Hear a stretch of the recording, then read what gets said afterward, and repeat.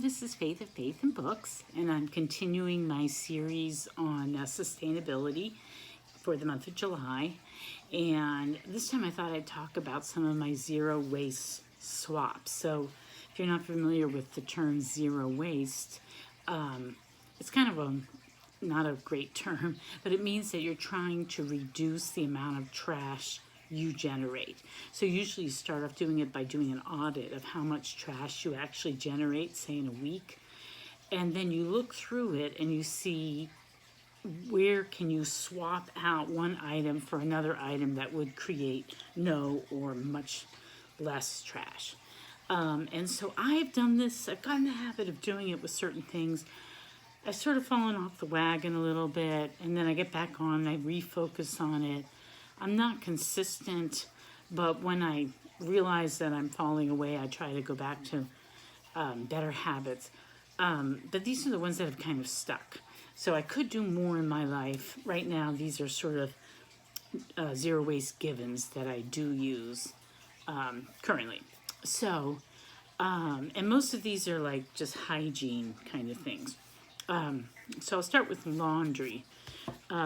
First of all, we switched to dryer balls. You've probably seen these. They're great. I think they work really well.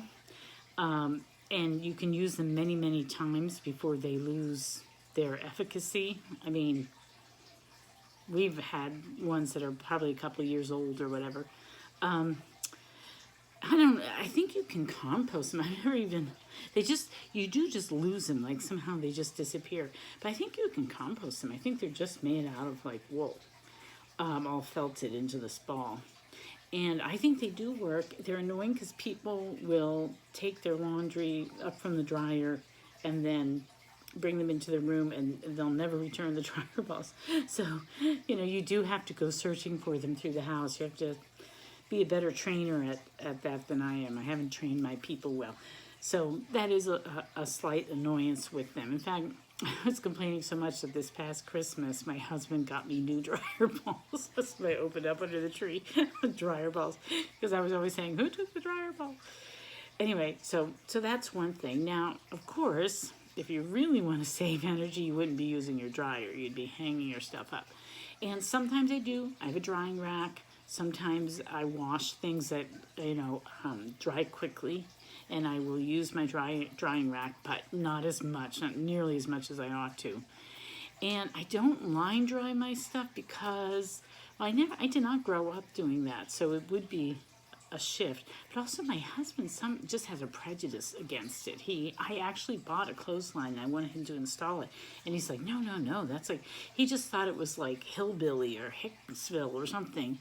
He had a real prejudice against it, so I never did install it. So we do use the dryer. I wish we didn't. I try to reduce the amount of wash that I do every week. Sometimes you can't do that when you have a lot of kids and diapers and bedwetters and that sort of thing. But at this time in my life, I'm pretty conscientious about how many times I wash things, because you don't have to wash things nearly as much as you think you do. You can still stay clean and not just every time you wear something, throw it in the wash. You should be more conscientious about that. But anyway, so the dryer ball.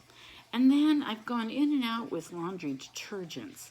For a while, I made my own. I have this recipe, and I had this big bucket, and I would grate up soap, and I would add all the ingredients. And at first it seemed okay, but the clothes would just come out gray, and nobody else in the family liked it, and I found them sneaking in their own detergent. So I've tried various other things. Sometimes I get the 7th generation. I've tried various different things. Right now, though, we're using this one. This is Earth Breeze. And I think you can buy this online, but also, so luckily, about a year ago, a zero waste store opened up in our town, and it's wonderful, and they sell these.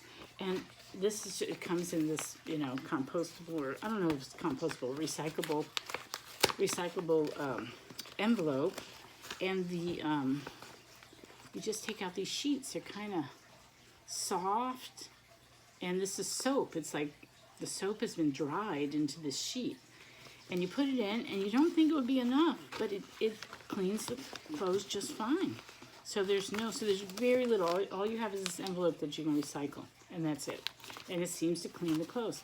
So I'm really pleased with this Earth Breeze laundry detergent liquidless eco sheets, fragrance free.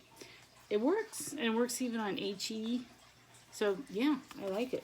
So these are my little laundry swaps for zero waste. No dryer sheets. Dryer sheets have like this waxy thing on them, and they're expensive too. You know, just getting these and using them for a couple of years is much cheaper, I think.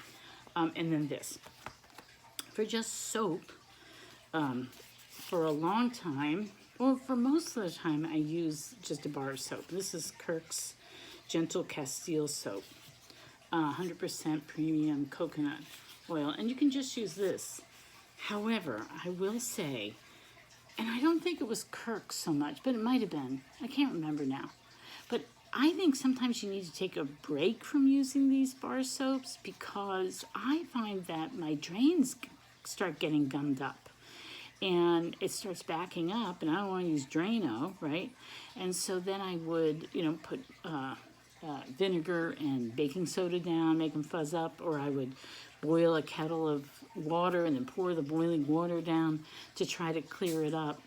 But I was always cleaning out my drains, so I actually made the choice I went out and I bought, the plastic bottles of the hand soap, just to give my drains a little bit of a break. And after I've given them a break, I think I'll clean them out again, and then I'll start using the bar soap. But I wonder if anyone else has run into that problem, because I have not noticed anyone saying that bar soap clogs up your drains. So is it just my house, or I don't understand what the problem is. But for the most part, I use bar soap. I use bar soap in the shower.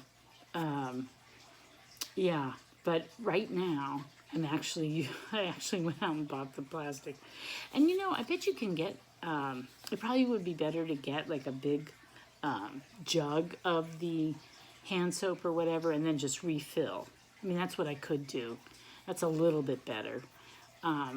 But just recently I went out and bought the plastic ones, because it was like, and you could probably get, you could do it better than I'm doing it right now. But anyway, the way to go, the real zero waste way to go is this, using bar soap. And then for dishwashing powder, I try to avoid the little pods. Sometimes if I'm out of dishwashing powder, and I'm really desperate, and I run into a store and there is no alternative, I will break down and buy Cascade or whatever in the little pods. But whenever I can find it in a cardboard box like this, in the powder form, the old-fashioned way, I get it, and I try to get as big as one as I can, or maybe a couple of them. And that way I don't have to deal with the issue of those little pods that I think they have plastic in them, and they're always in a plastic bag anyway, that you can't recycle or anything. So this is what I do. I just buy it in the cardboard box whenever I can. I try to stock up on it. Let's see, what else? For shampoo. So shampoo, I've tried different things. I used to get the Lush shampoo bars, because my daughter worked at Lush. They smell great. But I found that my hair needs different types of shampoo. If I shampoo with the same soap or the same shampoo too many times in a row, my hair starts to react. Like I start to get a dandruff, or I kind of almost get like these bumps, these sore bumps. It's weird. My skin is weird. It's very reactive. So I get a couple of different things and use a couple of different things. So this is something. This is called Plain products. They have a lot of stuff. You should Google them. This comes in aluminum. You do get this reusable plastic pump. But when they first started out, I got a subscription with them. And what you do is you're supposed to mail the aluminum bottle back to them, and they would refill it and then mail it back. Well, I would never do that, so I just collected all these aluminum bottles that I finally recycled. But again, that zero waste store that's come to my town has saved me because they sell this and I can go in and refill it at that store. So that's one thing. I like the, this is citrus lavender, but I cannot use this every day. I have to switch off and on. So at that other, at the zero waste store, or I know you can get this online too, and I forget the brand of this, so you'll have to look it up. But this is actually a bar of shampoo. It smells really good. And you have to suds it up, and suds it up in your, make sure your hair is thoroughly wet, because it doesn't have like the foaming agent in it, the way like Head and Shoulders or whatever you get at the regular, you know, drugstore or whatever. So if you want some foam, you have to really work on it. And is the door open? That was a cat. The cat always comes in whenever I'm talking. I suds it up in my hands, and then I put it all over, and then I do it again. It's good arm exercise. And I wish I could remember the name of this brand. I'll find out what it is, and I'll put it down below in the description. It smells really good. But anyway, so I have to alternate if my hair, really for my scalp. So that's that. I never use conditioner, because whenever I use conditioner, my hair just looks dirty. So anyway, so those are ways of avoiding the plastic bottles for shampoo. Then for brushing my teeth, I tried all sorts of different toothy tabs and stuff. Most of the toothpaste tubes are made out of plastic now. Somebody's walking around out there. And you can't recycle them. It used to be that there was an organic store here that you could return the Toms. You had to cut it open and scrape everything out, and then you would return it, and they would send it to TerraCycle. That was a pain, but I did do that. But then that particular store stopped doing that with TerraCycle, so I didn't have an alternative. So sometimes I break down, I just buy regular toothpaste. But I also tried all these different little tabs, and you just pop it in your mouth and chew, and it foams up, and you can brush your teeth with it. See, it looks like a little pill. And I tried different things, and I finally settled on this brand called Fresca. Where's it? Right, there you go. And what I like about this is the tall tube. I mean, the tall, what do you call it? It's a container or bottle. Because ones that I had before, different brands, they were like these open, like this kind of a jar. And whenever I would go to get one of the tabs out to pop in my mouth and chew, and that would make the toothpaste, it would get wet. Water would splash in there, and then it would just harden into a big clump, and I couldn't use it. But this is nice, and it's this tall bottle. You open it up, and you just knock one out, and it doesn't get wet, so they stay longer. So this is my go-to toothbrush, toothpaste. Yeah. And then, let's see, what else I'm going to show you. And the last thing, oh no, two last things. I can't find the new one that I bought of this. It's somewhere. I know I bought it, probably put it in a drawer somewhere. This is my favorite deodorant. So I tried all different types of deodorants and all the natural ones. None of them worked for me. And anyway, they would be in plastic anyway. I was trying to avoid the plastic. And then I tried to make my own with like baking soda, and I got the most horrible rash. Took weeks to go away. And then I kept trying things. I went back to using my old deodorant with the plastic dispenser. And then I was so dumb, I tried the baking soda thing again. I found some recipe, I made up my own, and it did the same thing to me. So I thought, oh, this is just something where I'm not going to be able to avoid the plastic. Now, I think now there are more brands out there that are using a cardboard tube instead of a plastic dispenser. So yeah, that's great. But what happened was I stumbled on this, and this is Little Seed.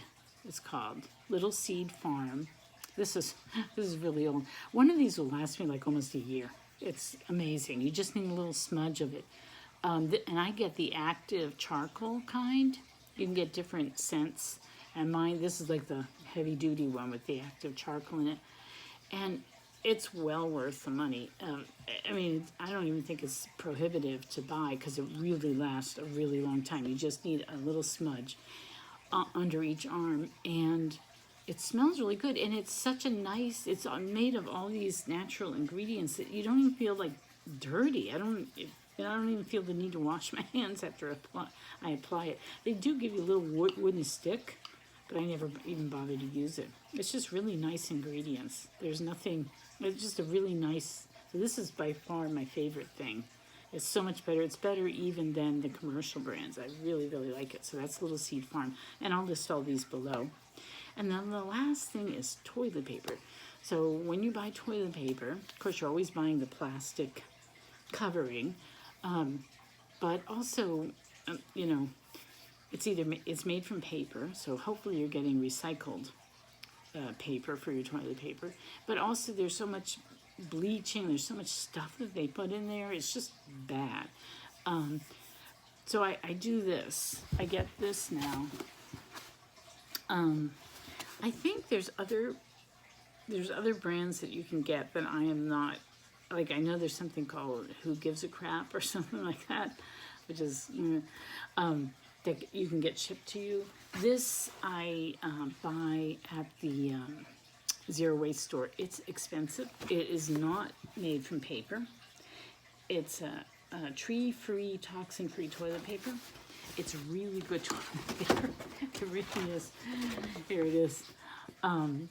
It's really good toilet paper.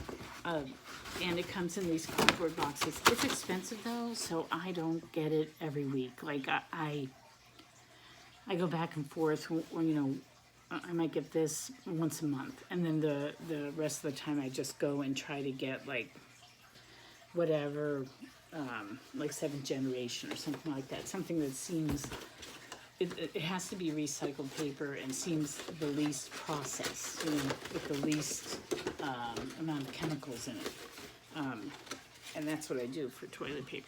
So those are some of my swaps. I'm not nearly as good as some other people who do zero waste. But I've sort of, you know, I feel like I've reduced some of my plastic intake by using these products. So I'll list it all below, and I hope that you find good swaps that prevent you or keep you from using so much plastic, because everybody needs to change the game plan and try to get plastic out of, so much plastic out of our houses, and we need to stop buying products that have excess plastic where we don't need it. So, all right, I hope you're doing well. I probably will link to a couple of zero waste books for this. Yeah. So, all right, take care. Bye-bye.